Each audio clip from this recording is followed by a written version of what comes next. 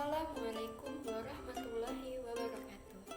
Bismillahirrahmanirrahim. Alhamdulillahirabbil alamin. Wassalatu wassalamu ala asyrafil anbiya'i wal mursalin wa ala alihi wasahbihi ajmain.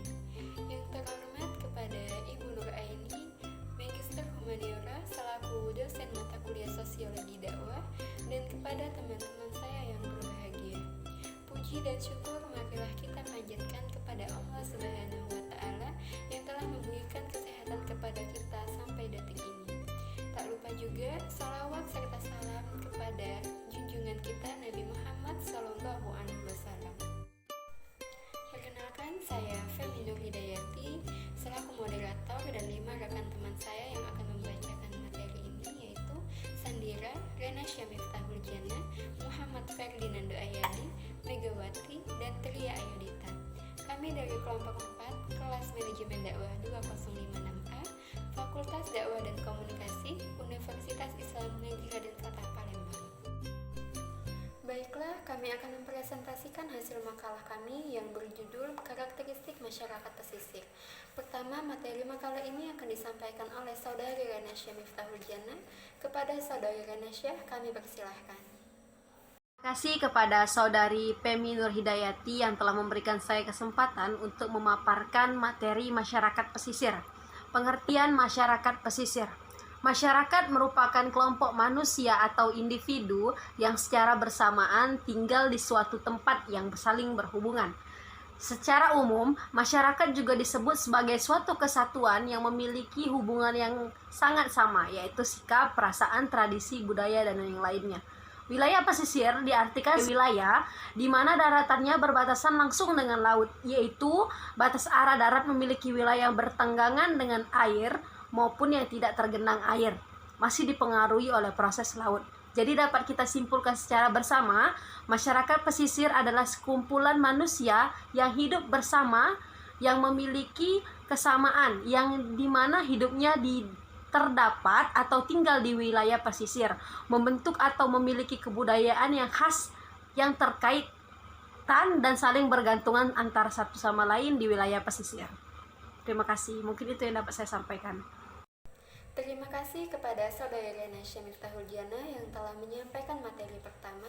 Selanjutnya materi kedua yang akan disampaikan oleh Muhammad Ferdinando Ayadi dan akan dilanjutkan oleh Saudari Megawati.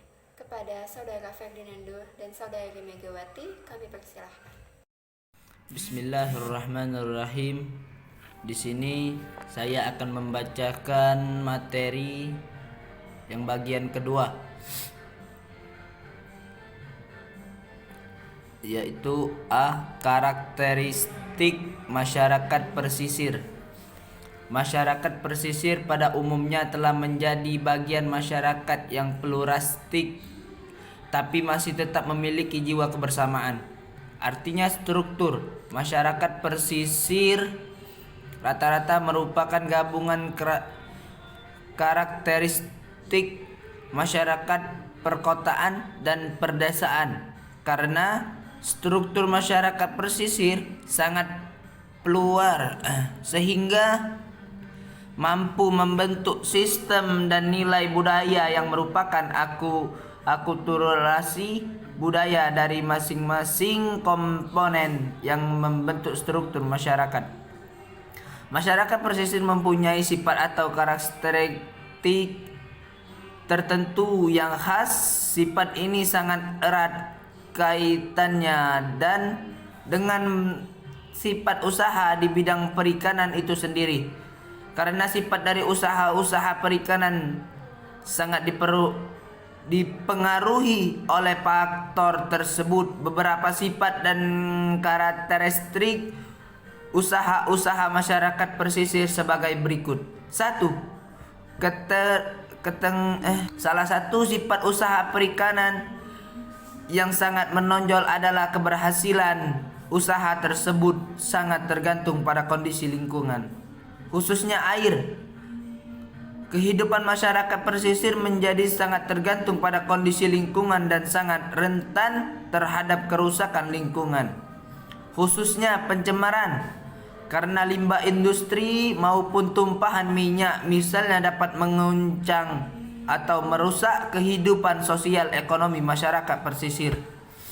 2. Ketergantungan pada musim. Ketergantungan musim ini semakin besar bagi para nelayan kecil. Pada musim penangkapan, para nelayan sangat sibuk melaut. Sebaliknya, pada musim peceklik, kegiatan melaut menjadi berkurang, sehingga banyak nelayan yang terpaksa menganggur. Kondisi ini mempunyai implikasi besar terhadap kondisi sosial ekonomi masyarakat pesisir. Bagian yang ketiga, ketergantungan pada pasar. Karakteristik lain dari usaha perikanan yang dilakukan oleh masyarakat pesisir ini adalah tergantung pada pasar. Hal ini disebabkan karena komoditas yang dihasilkan oleh mereka itu harus dijual baru bisa digunakan untuk memenuhi keperluan hidup. Baiklah, di sini saya akan melanjutkan materi tentang karakteristik masyarakat pesisir yang sebagai representasi komunitas desa pantai dan desa terisolasi yang dapat diuraikan dalam berbagai aspek. Yang pertama adalah sistem pengetahuan masyarakat yang umumnya dapat dari warisan orang tua atau pendahulu mereka berdasarkan pengalaman empiris.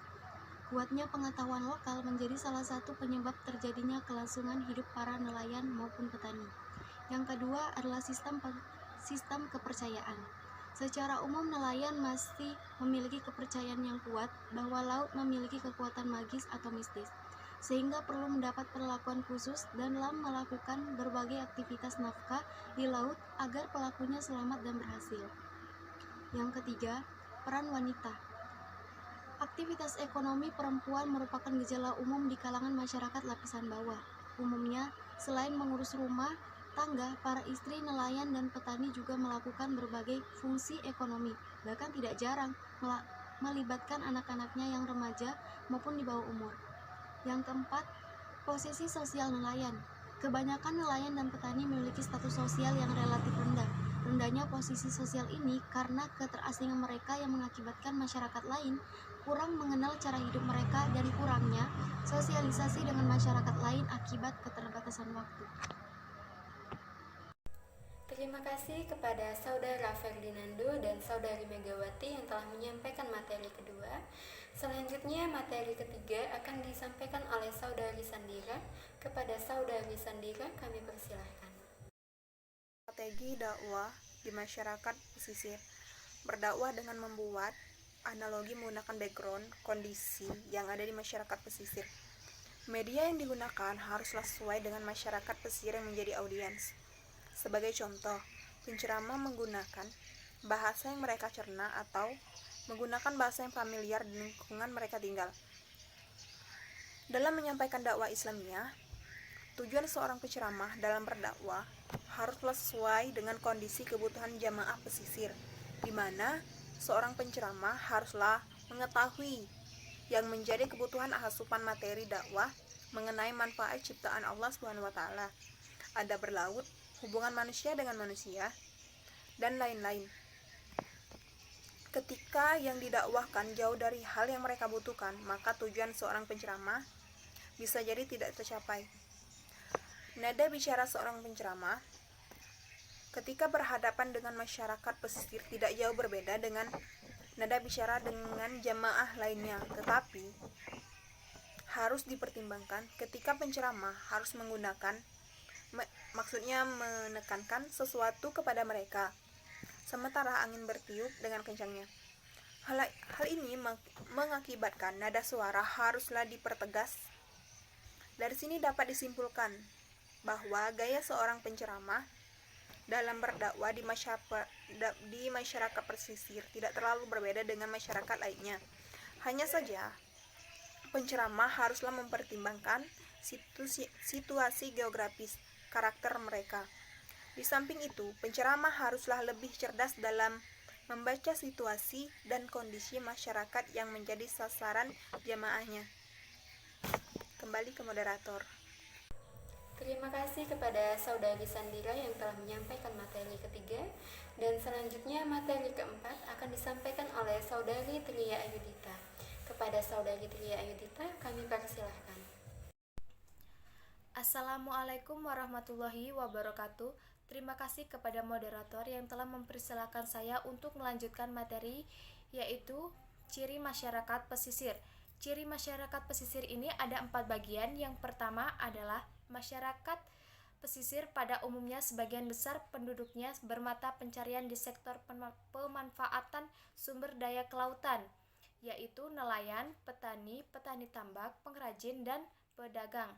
Yang kedua, hubungan sosial antar kerabat dalam masyarakat pesisir masih cukup kuat. Perbedaan status sosial ekonomi yang mencolok antar kerabat tidak dapat menjadi penghalang terciptanya hubungan sosial yang akrab di antara mereka. Yang ketiga, sumber daya laut adalah potensi utama yang menggerakkan kegiatan perekonomian desa. Yang keempat, dilihat dari aspek pengetahuan, masyarakat pesisir mendapat pengetahuan dari warisan nenek moyangnya, misalnya mereka. Terima kasih. Saya kembalikan lagi kepada moderator.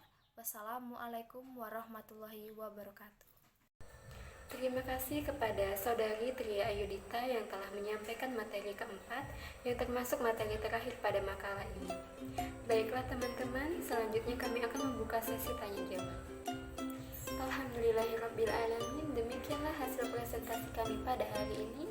Terima kasih saya ucapkan kepada Ibu Nuraini dan kepada teman-teman saya, dan saya juga meminta maaf apabila ada kekurangan dan kesalahan, dan kepada Allah saya mohon ampun. Wabillahi taufiq wal hidayah. Wassalamualaikum warahmatullahi wabarakatuh.